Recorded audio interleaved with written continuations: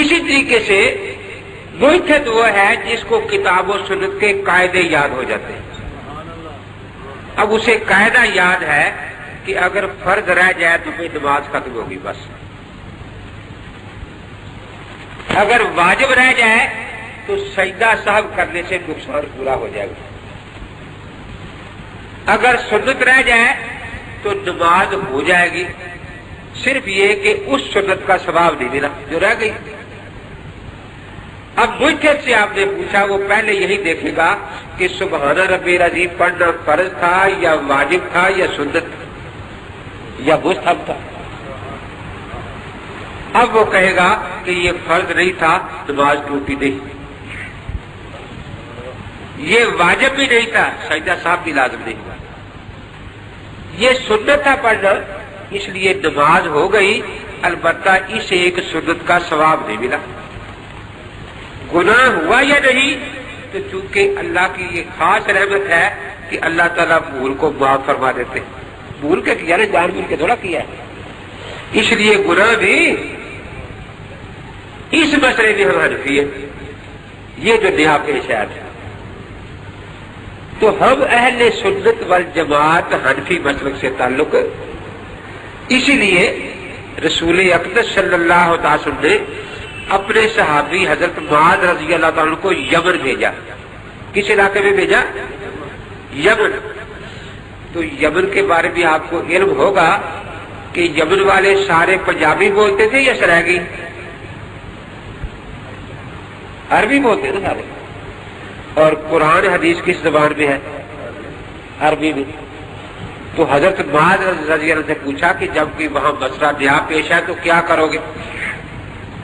عرض کیا اقضی بے کتاب اللہ، سب سے پہلے میں قرآن پاک سے دیکھوں گا، مسئلہ مل جائے پھر ٹھیک.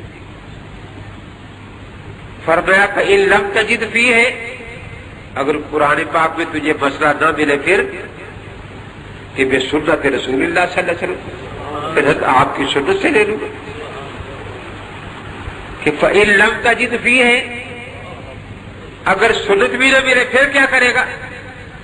عرض کیا اجتہد برائی، پھر میں اپنے رائے سے پورا اجتہاد کروں گا اور اس مسئلے کا حکم تلاش کروں گا. اب اگر یہ اہل سنت والجماعت کا مسلک صحیح ہے، اگر غیر مقلدین کا مسلک صحیح ہوتا کہ صرف دو چیزیں ماننی ہیں، ایک قرآن ایک حدیث، تیسری نہیں ماننی، تو اللہ کے نبی فرماتے کہ بعد دوبارہ کلمہ پڑھو، توبہ کرو. میں نے تو صرف امتحان کے لیے پوچھ لیا تھا نا کہ اب کیا جواب دیتے ہیں. تو نے خام خیر تیسری چیز کا نام لے دیا، کلمہ پڑھو دوبارہ. لیکن حضرت نے یہ نہیں فرمایا، بلکہ اللہ کی بارگاہ میں آتے الحمدللہ، اے اللہ تیرا لاکھ لاکھ شکر،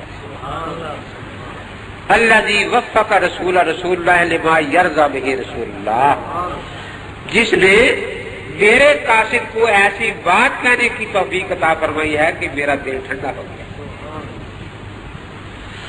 اب اجتہاد یمن میں جا کر کس نے کرنا ہے؟ حضرت معاذ رضی اللہ تعالیٰ عنہ. یہ نبی ہے یا امتی؟ اجتہاد کس نے کرنا ہے؟ امتی نے. کس نے کرنا ہے؟ اور شکر نبی ادا کر رہا ہے اللہ کا کہ یا اللہ یہ نعمت جو تو نے میرے امتی کو دیے تیرا انعام ہے. تو پتہ چلا کہ اجتہاد خدا کی نعمت ہے، اس پر اللہ راضی ہے. اللہ کے رسول اہل سنت، تو اگر کوئی ناراض ہو جائے تو پھر اللہ کا کچھ بگاڑ لے گا، اللہ کے رسول کا کچھ بگاڑ لے گا، مجتہد کا کچھ بگاڑ لے گا. پھر میں آپ کو یاد کراتا ہوں کہ یمن والوں کی زبان کیا تھی؟ عربی. قرآن حدیث کس زبان میں تھا؟ اب وہ جب قرآن پاک کی آیت سنتے تھے، نبی پاک کی حدیث سنتے تھے، ان کو حدیث کا مطلب ہم سے اچھا سمجھ آ جاتا تھا یا نہیں؟ ان کی تو مادری زبان تھی.